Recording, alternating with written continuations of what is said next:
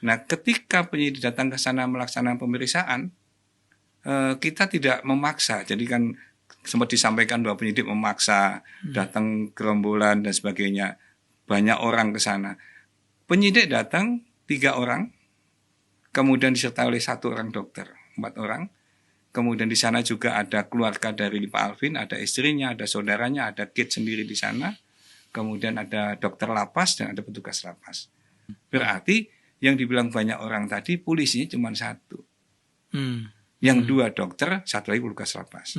Itu sebagai bahwa datangnya kita sudah sesuai SOP, mau melaksanakan pemeriksaan kita juga minta izin sama istrinya. Ketika diizinkan masuk, baru kita masuk sesuai dengan ketentuan yang diperbolehkan oleh lapas, karena ada aturan juga bahwa yang masuk maksimal banyak 2 orang dari penyidik. Ketika pemeriksaan itu dilaksanakan oleh penyidik, ada pertanyaan standar yang harus dilaksanakan awal sebelum kita memeriksa.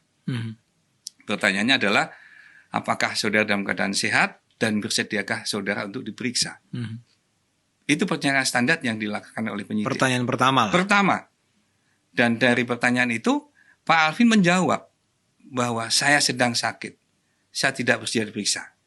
Dengan adanya Pak Alvin menyampaikan dia sedang sakit dan tidak bersedia diperiksa, maka penyidik menutup pertanyaan tadi dengan bahwa yang bersangkutan dalam keadaan sakit dan pemeriksaan ini dihentikan. Kurang lebih seperti itulah bahasanya. Jadi berhenti? Berhenti seketika.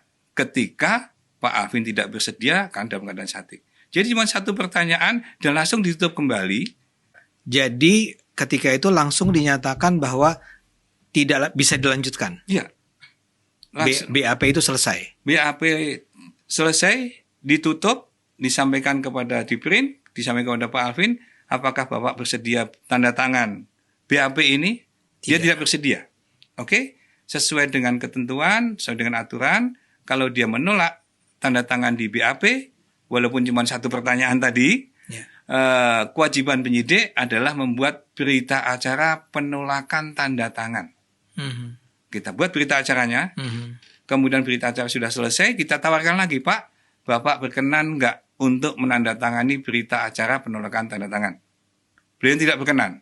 Akhirnya kita minta para saksi yang ada pada waktu itu, yaitu penyidik yang ada, kemudian dari petugas lapas, dari dokter yang ada, sebagai saksi bahwa kita melaksanakan pemeriksaan sesuai dengan ketentuan, SOP-nya dilalui, kita juga meminta izin, memperhatikan kesehatan, dan ketika dia tidak bersedia, langsung ditutup dan dihentikan pemeriksaannya. Jadi tidak ada pemeriksaan yang dilanjutkan ketika yang bersangkutan dalam keadaan sakit, kok kelihatannya kok nggak manusiawi sekali polisi ini ke sana.